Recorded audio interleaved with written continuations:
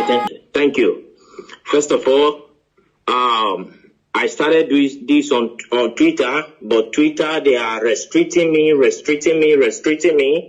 I want to first of all say, you can follow me on Twitter with the name Boris Moro, Boris Moro.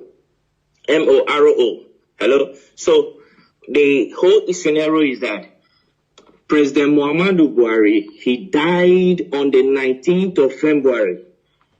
On the 19th of February, please, those analysts, if you can take notes, take pen and your paper and note these things down. Note them down carefully. I'll be giving a specific things here, specific details right now. Okay, number one, President Muhammadu Buhari died on the 19th of February, the year 2017. He died in Newcastle, in Freeman Hospital, Newcastle. He died as a result of heart problem, heart disease, which the Nigeria presidency failed to disclose.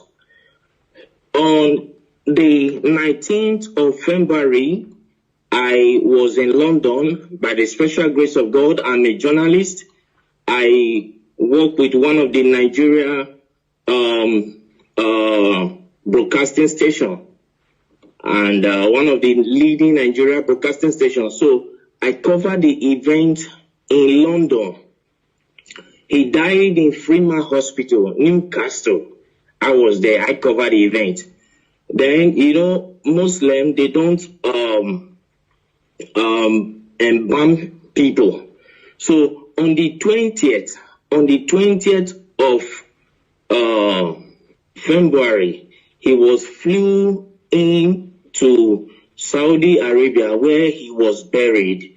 I was there live and I covered the event where Aisha Buhari put on white attire. I think you are with me. Go ahead. So where Aisha Buhari put on white attire and the children. Can you pause a bit? And let me remind Nigerians and the entire world that this event he said he covered, he have the video. He have the video. I do. Go ahead. I have all the video. So the Nigeria Aisha was putting on white as a sign of mourning to her husband, who is the late President Muhammadu Buhari. Then the children, according to the Muslim tradition, were putting on black. I have the video, I have the photograph and everything. You understand? Then on the 23rd of February, I was in Ethiopia as a journalist. I moved around. So I was in Ethiopia where the African Union, the AU, hold a summit, a mini silence for late President Muhammadu Buhari on the 23rd of February, the year 2017. Hold on, please, hold on. I know that interrupting you is I know this kind of thing is very, very difficult, but please, hold on. Now, you, after covering the event, you went to Ethiopia on the 23rd of April, on the 23rd of February yes. 2017. And yes. You were there at the African Union Summit or whatever. Yes. You covered it with your own camera as a journalist, and yes. You have the video. Exactly, I do. Go ahead. So I covered the events there where the African Union hold a minute silent for late President Muhammadu Buhari. So to show their last respect to the late President Muhammadu Buhari of the Nigeria government. Then on the 28th of February, still, which I think is the last day of February, then what's it called? Queen Elizabeth gave a condolence statement to the Nigeria government in respect of late President Muhammadu Buhari, and which went viral. Yes. So all of these, the Nigeria government led by late Abakari and with the Kaaba swept under the carpet for selfish and greed reasons. Then on the 2nd of March, Eric Joyce, the ex-British lawmaker, he issued a statement, that a condolence statement to Nigeria for the loss of her president. Are you with me, sir? Yes. Then they swept it under carpet, and the man got angry and came out to say that President Muhammadu Buhari is dead. If President Muhammadu Buhari if they think he is lying, that they should come out to challenge him. You understand what I'm saying now? That they should come out to challenge him in the court of law, that he will come out with every evidence to prove that Muhammadu Buhari is dead. As I talk to you, since 2017, till this minute, nobody from the Nigerian government all across the nations of the earth came up to challenge Eric Joyce, the ex-British lawmaker. That went by. Then on April 17th, one American journalist by name Mark Smith, he came up to say that the corruption going on in Nigeria is unbearable, that he can only imagine how the Nigerians are surviving in that country, that there is corruption everywhere. You understand? So we just talked over all this. But what actually prompted me to come up to this tonight is, one, the Nigerian youth have been suffering 60 years of independence, 60 years of suffering and smiling, and yet the government is taking them for granted. Now the Nigerian youth, they came up to say, no, enough is enough. We don't need this anymore. Let's put an end to this. All what they could do was to send the military to fire them. If they think maybe I am lying, let Aisha Buhari, the wife of the late President Buhari, come up to tell me that the imposter parading himself as the Buhari is her husband. If I am lying, okay, hold it there. First of all, I want you to tell me, because you are one of the best journalists, but people don't know. Like I said, you don't need to mention your name. You don't also need to mention the Nigeria TV station where you work and all that. So now during the time when this man died, I want you to tell me, what did you do? Like, did you contact anybody in Nigeria, like any prominent politicians, and who is the person and what did you discuss? And can you tell us why, what happened that the Nigerian media didn't carry out the news, including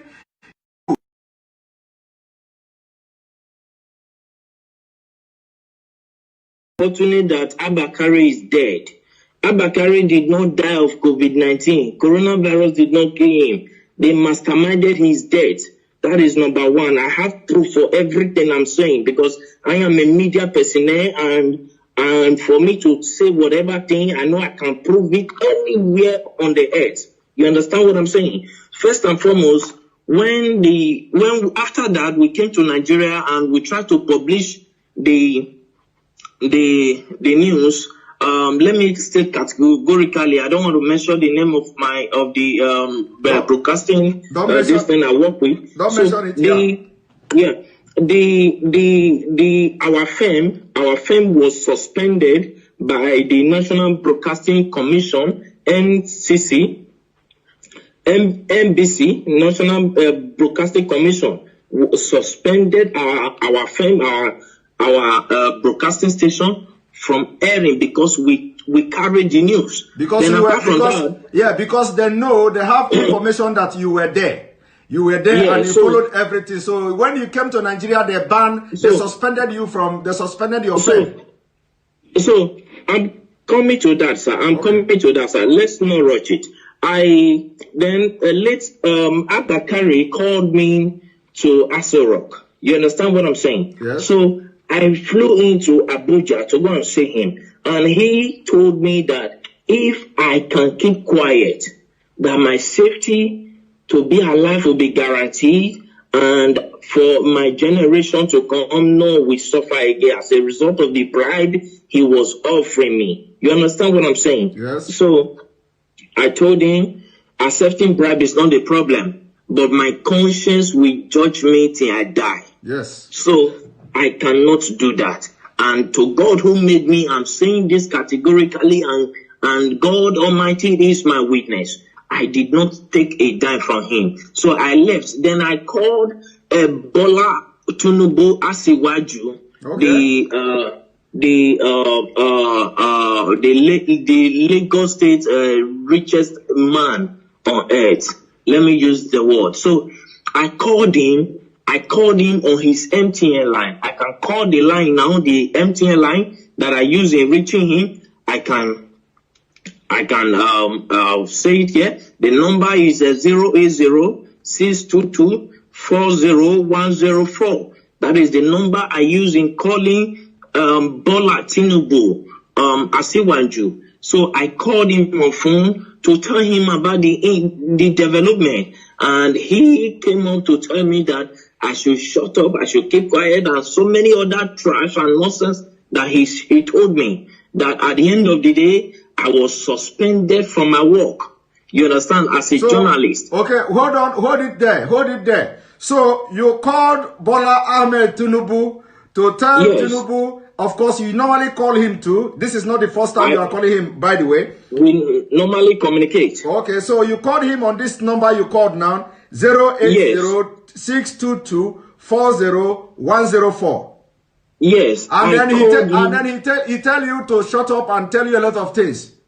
He specifically, I can still remember, I still have the record of that conversation. You understand? Because as a journalist, you keep record of things, because years to come you might need it. You understand me? Okay. So I still have the record of that conversation. So when I called him, he told me that Nigeria is not like other countries. That Nigeria hymns of affair revolve and must continue to revolve around the cycle. You understand now?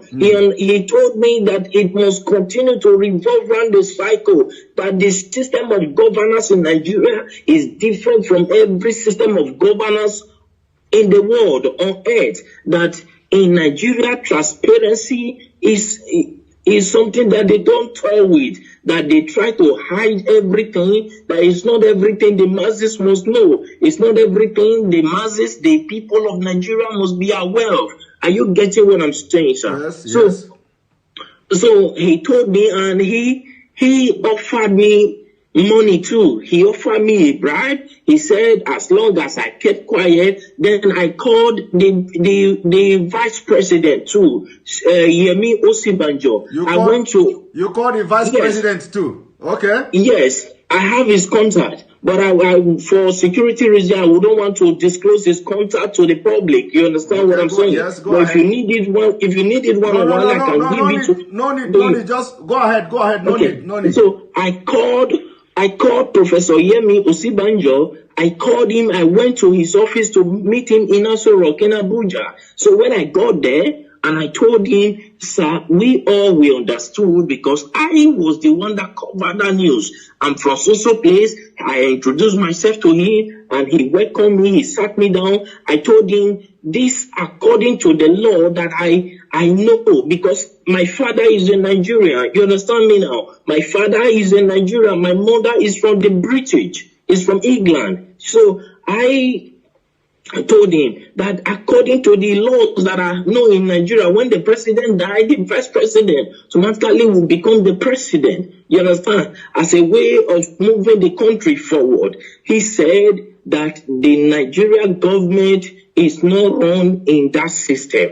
I said, no, when Goodluck Jonathan was there, that was what happened. When the president died, he was the vice president and he came up to be the president. You understand what I'm saying? And he said, please, for my safety, I should keep quiet and go my way. That the course of things will play out by itself in Nigeria. The reason I got to understand that. Can you pause a little bit, please? I know that this is very difficult, when I'm, pausing you all the time. So, is it that because of the way you have actively trying to air this news was the reason why you were suspended and sacked or something? I wasn't sacked, sir. I was suspended. Okay, you were suspended. Okay. So was it the reason? Was it the reason you were suspended? Yes. Okay. All right. Go because ahead. I told them that I will publish it. Then, as at that time, I was receiving so many threats. Like seriously, people started threatening my life, threatening me here and there. Then I called, El-Rufai, because El-Rufai was there when Buhari was being buried in Saudi Arabia. El-Rufai was there, the Sultan of Sokoto was there, Ganduje was there. As at that time, then about 10 or 11 persons, prominent people from Nigeria were there, including other people who came to the burial ground. But the people that were there, El-Rufai was there. The Sultan of Sokoto was there. You understand what I'm saying now? Yes. So when they were burying him in Saudi Arabia, and they started threatening me. As at that time, they threatened me. Because I told them I would publish the video. You understand what I'm saying? Yes. And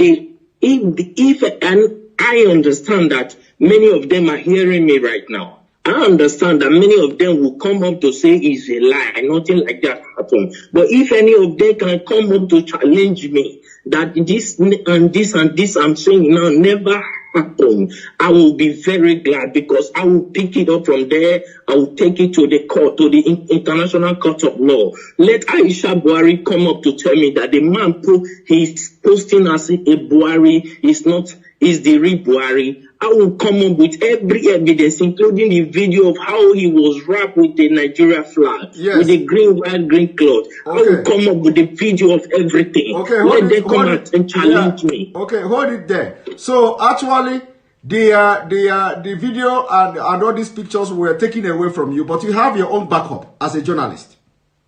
I always have backup. All right. I always have backup. Go ahead. Continue. My camera was seized as a journalist. It was seized at the airport in Lagos. Your camera was seized at the airport as you are coming back to Nigeria? Yes, in Lagos. Okay. Till today that I'm talking to you, I've never set my eyes on that camera. But you have backup. You understand they didn't know that. You know they are Of course, I have all my backup. Even this evening, I was going through the backup. I was playing all of them. I was going through them again. So if they want to debunk this thing, I'm saying that it's a lie. Nothing like that happened. How come the AU, the Africa, our presidents, had a minute silent for them? As at that time, I could remember I called the president of Ghana on this issue. The president of Ghana told me that it is not in their interest that if the people of Nigeria cried out for 30 days. That is when they will take up the case, that the AU will take up the case. As long as nobody has cried out, that it is assumed that they understood what is going on, that in Nigeria is not Ghana. That is what the president of Ghana told me. You understand what I'm saying now? Yeah. I understand that many of them are hearing me right now. Let any one of them come up to challenge me. I went to Ethiopia. I spoke with a prime minister, with one of the lawmakers there, and he told me that it is not in their interest. Then I accused him of being bribed. If not, he would have come up with an action, because he is the secretary of the AU, of the African Union. You understand me now? As at then. Yes, as at that time. So I challenged him. I accused him that they have been offered bribe, and he told me that he has never received any bribe from Nigeria, though many of them are coming with proposal. But whether he later accepted bribe, I don't know. You understand what I'm saying now? But the truth is this: Buhari is long dead in Freeman Hospital in Newcastle in London on the 19th of February, the year 2017. He's dead. Buhari is dead. He was buried in Saudi Arabia. Nobody can tell me that he's still alive. Buhari, that I know, if you look, when Nnamdi Kanu came up, you understand, they said that he's talking rubbish. I have never met Nnamdi Kanu on face to face. He doesn't even know me. He doesn't even know whether I'm fair or black. He doesn't know me. And I've never given him anything. He has never given me anything. You understand now? But the truth is, as a journalist, I swore an oath to stand by the truth at all times. Irrespective of what may be at stake, I swore an oath to God and to humanity. And now you no longer work with this television station, and now because of what is going on in Nigeria, you are ready to shatter the table. If I am not answerable to any Nigerian authority, you understand now? When I was suspended, I was waiting if my suspension would be lifted. I waited for a period of 6 months. My suspension was not lifted. Then I resigned. I sent them my resignation letter. Then I left. I started my own firm by myself. You understand me now? Which I am growing by the special grace of God. You understand what I'm saying now? Then what we do, because a lot of people, of course, a lot of people are demanding that we are not going to discuss here, whether we are going to, how we're going to bring video to start flashing and stuff like that, because we want to be killing them, slowly. So we want to be killing them slowly. It is not going to be boom. So a lot of people are saying we should bring the video, We are not going to respond to that at this point, whether we are going to bring the video or not. But so long as they are following the program, following what we're doing, the videos and evidences will be dropping bit by bit. All right. Thank you very much. The issue is, thank you, sir. Please, I want to say something, sir. Okay, go ahead.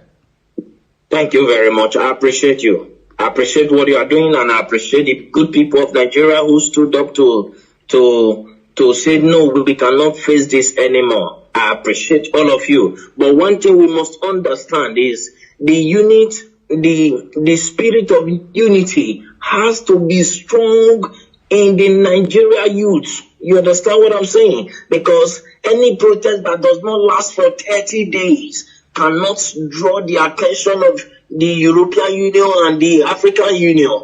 You understand now? Yes. So if I'm saying this to the Nigeria youth, so that they will understand what they are doing. You understand? Because right now, revolution is what is needed. That is why the Nigeria government are doing everything to block everywhere. That is why they paid people to go and shoot. Those are the people, those are the military that Buhari ordered the shooting, and the governor of Lagos State, Sanwo-Olu said that there was, at first I watched him, he said there was nothing like that. Then I called him on the phone. That was day before yesterday. You called Sanwo-Olu on the phone. You called Sanwo-Olu on the phone the day before yesterday. I have their number. I called him on the phone and I asked him, why are you saying this? It is obvious across the nations of the earth. Why are you saying this? People will come after you. The Nigeria youths that I know there are calm, but when you toy with their simplicity, they will come after you. You understand what I'm saying? Yes. Then I believe that was later when he came up to say that they thought nobody died, but he began to look for possible means to change his mouth. Then I called Bola Asiwaju. Then when I learned that he was in France, I flew into France to go and see him, but I was not allowed to see him in his France mansion. You understand? Then I called him on his phone. His phone was switched off and he couldn't attend to my call. Then I went to his LinkedIn page. Yeah, I went to his LinkedIn page to contact him. And when I contacted him, he told me that he was never the one that ordered the shooting, though he was aware of it. I was asking him, why did you order people to remove that camera? He said he was not the one, that it was the governor Sanwo-Olu that ordered them to remove it. That nobody can remove it except the governor signed it. So the governor of Lagos State, he was aware of what will happen. He was aware that soldiers were going there. He let any of them come up to say this is not true, and I will publish the voice notes, the voice recording through LinkedIn that I communicated with Asiwaju Bola Tinubu. You understand what I'm saying tonight? Yes. Thank you very much. You know, some people will be saying, "Oh, this thing is not adding up." You know, sometimes when you are in the field, the way this Nigeria politicians, the way this Nigeria story goes, you know, sometimes it will go up and go down. Some people may not be, you know, getting the point. Some people may not understand, you know, why would you go to France? Why would you do this? You know, but when a journalist who is like, you know, dealing with all these politicians in Nigeria, and you want to be the person to have the first-hand information of whatever that is happening, and especially when you are out of the game, especially from the Nigeria space, and now you want to be, you want to have first-hand information of what is going on. You know, sometimes when something like this happens, of course, you can fly to anywhere just to get the information and get the first-hand information, you know, to have it in your own space. But anyway, sure. I must thank you very much. This is the first time you are talking to anybody about this. Yes. This is the first time ever you are talking to anybody about this. We are going to continue our discussion. It is not going to be online. It is not going to be live.